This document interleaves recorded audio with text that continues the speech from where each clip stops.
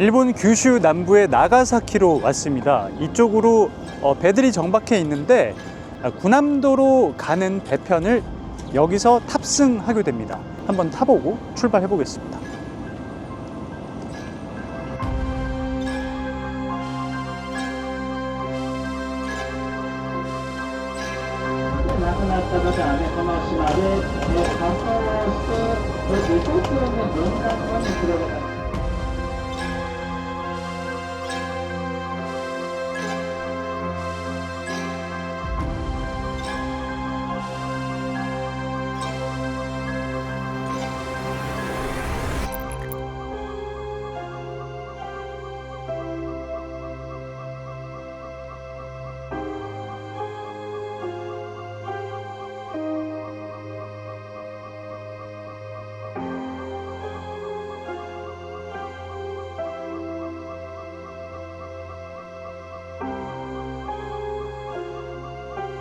炭鉱マンね、やっぱり危険で大変な仕事というので、お給料が非常に良かったそうですね。今の金額でもね、50万ぐらい。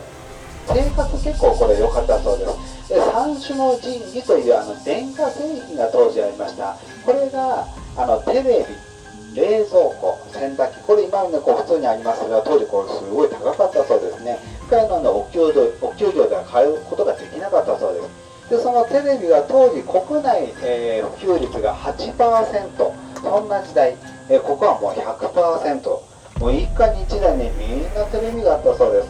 もちろんそれ以外の電化製品もほぼ 100% で普及をしていたそうです。その縦穴を当時エレベーターを使って降りていたそうです。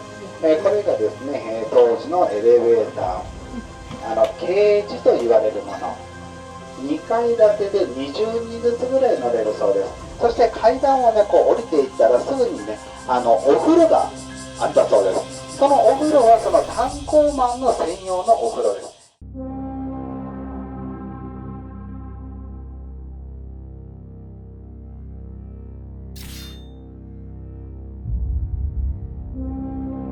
その方が三菱、今の三菱会社を作った方。そうです。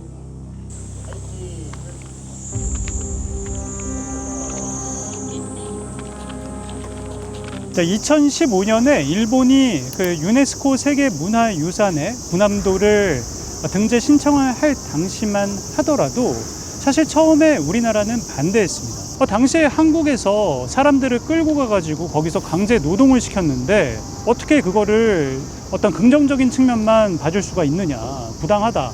처음에는 그런 입장이었어요. 그런데 여기에 대해서 반대표를 행사하지 않고 합의를 해준 이유는 일본에서도 그러한 강제 노동이 있었던 어두운 부분도 전체 역사에 반영을 해서 사람들에게 알리겠다라고 이야기를 했었기 때문이죠. 그리고 유네스코 자문기구에서도 이러한 점을 권고를 했습니다, 당시에. Japan is prepared to take measures that allow an understanding that there were a large number of Koreans and others who were brought against their will and forced to work under harsh conditions in the 1940s.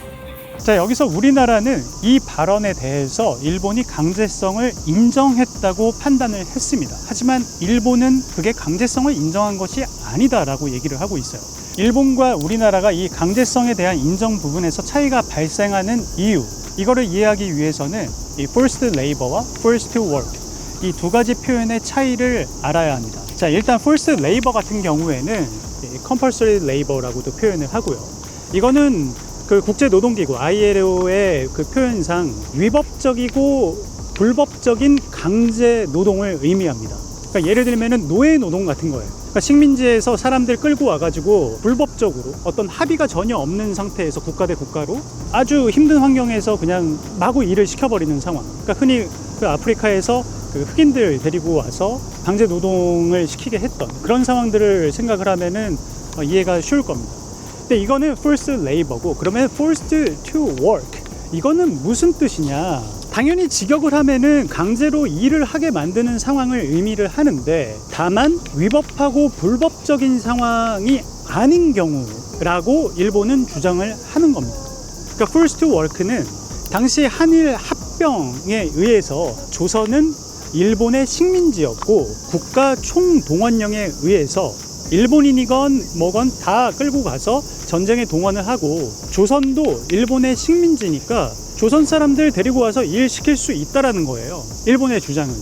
당연히 한국 입장에서는 받아들일 수가 없는 부분입니다. 왜냐면은 한일 합방 자체를 인정하지 않잖아요, 우리는. 그거 불법적이고 그냥 힘으로 찍어 눌러가지고 어쩔 수 없이 나라를 빼앗긴 상황인데 그게 어떻게 합법이라고 얘기를 할 수 있느냐라는 게 이제 우리나라 사람들의 뭐 기본적인 인식이고, 일본은 그게 아니라고 주장을 하는 상황. 이 한일 합방부터 서로가 동의를 할 수 없는 부분이 있다 보니까 여기에서 자꾸 그 어떤 강제성에 대한 합법성, 위법성, 이 차이가 생길 수밖에 없는 거예요. 그래서 일본이 이렇게 강제라는 표현을 쓰는 거에 대해서 아주 학을 떼고 있고, 이 first to work라는 표현을 쓰더라도 그냥 징용, 그냥 동원이라는 식으로 최근 한 10년 정도는 이게 말이 완전히 바뀌어 있거든요. 그래서 지난 사도광산 때도 보면은 이 강제성이라는 표현을 다 빠져 있어요. 그거를 윤석열 정부에서는 동의를 해줬던 거였고, 그런데 자, 과거에는 어땠을까, 일본이? 과거 사례들을 보기 위해서 나가사키로 한번 다시 가봐야 합니다.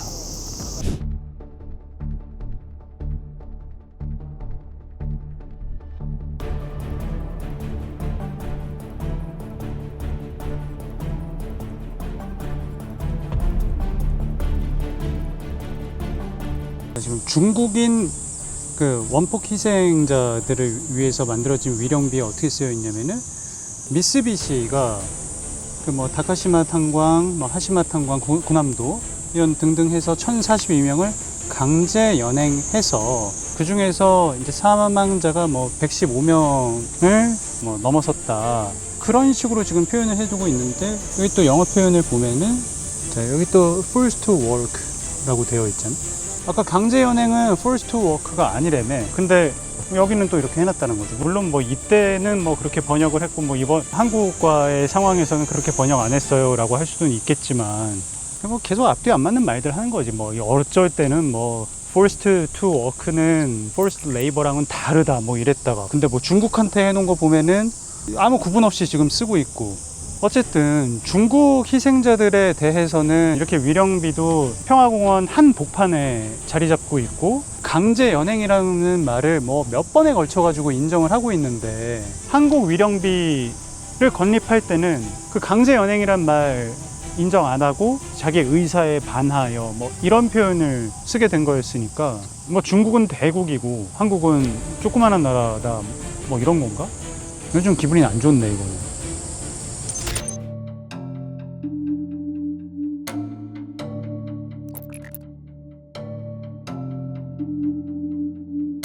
근데 여기 설명문은 중국보다 더 세.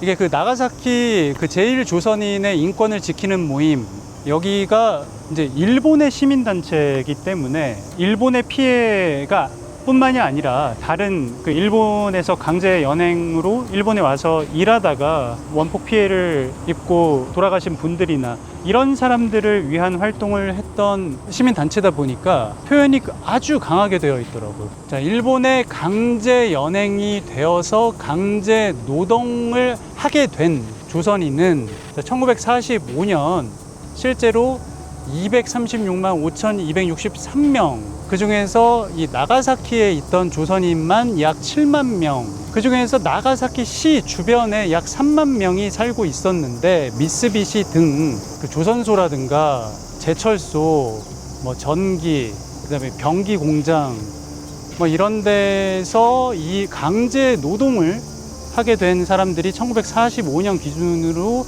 약 2만 명이 있었고, 피폭을 당해서 그 중에서 1만 명이 폭사했다. 강제 연행으로 끌려와서 강제 노동을 당한 조선인들. 이 표현 뭐 그냥 빼박인 얘기인 거잖아 지금. 강제 연행을 해서 강제 노동을 했다. 그러니까 앞서서 일본이 얘기하는 그 forced to work, 이 부분이 그 강제가 아니다라고 지금 주장을 하고 있는 것은 과거의 사례하고 비추어 보면은 논리의 일관성이 없습니다. 물론 일본에서는 당신들의 논리가 일관적이지 않다, 논리가 바뀌었다, 이 부분을 문제를 삼는다고 하더라도 그 추모비에 있는 내용 우리가 쓴 게 아니다. 그 중국 쪽에서 쓰거나 그냥 일본 시민단체가 쓴 거지 일본 정부가 쓴 게 아니다. 이렇게 반박을 할 거예요, 또. 그렇다면은 2021년에 한국의 민단과 대사관이 주축이 되어서 나가사키의 한국인 원폭 희생자들을 위해서 만들었던 그 위령비, 거기에다가는 또 강제라는 표현을 또 못 넣게 하거든요. 그러니까 예전에는 그 forced work라고 해놓고 그거를 강제성 표현을 담는다고 하더라도 그거를 그냥 인정했던 나라가 지금은 그거를 또 받아들이지 않는 거예요. 그래가지고 지금 그 위령비에 가보면은 그 내용이 없습니다.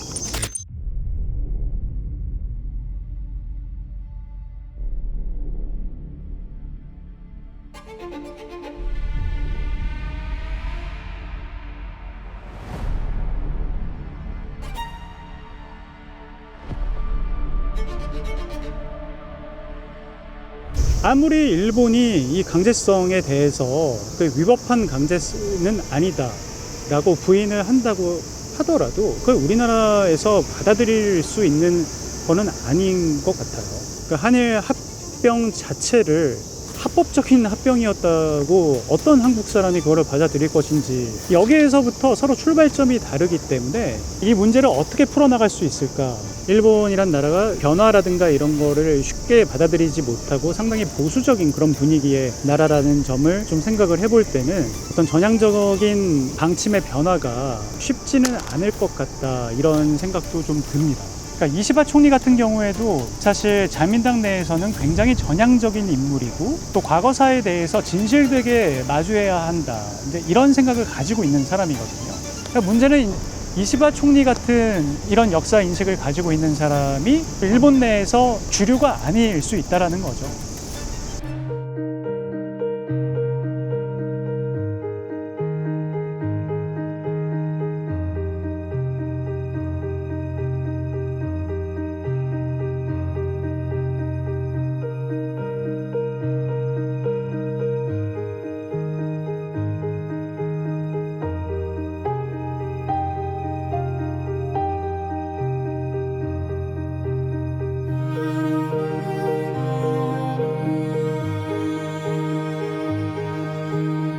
やはり過去日本が何をやったのかということを知った上ででないと、そしてどうすればいいかということを考えなければ、本当の意味での友好信頼の関係というのは作れないと思うわけです。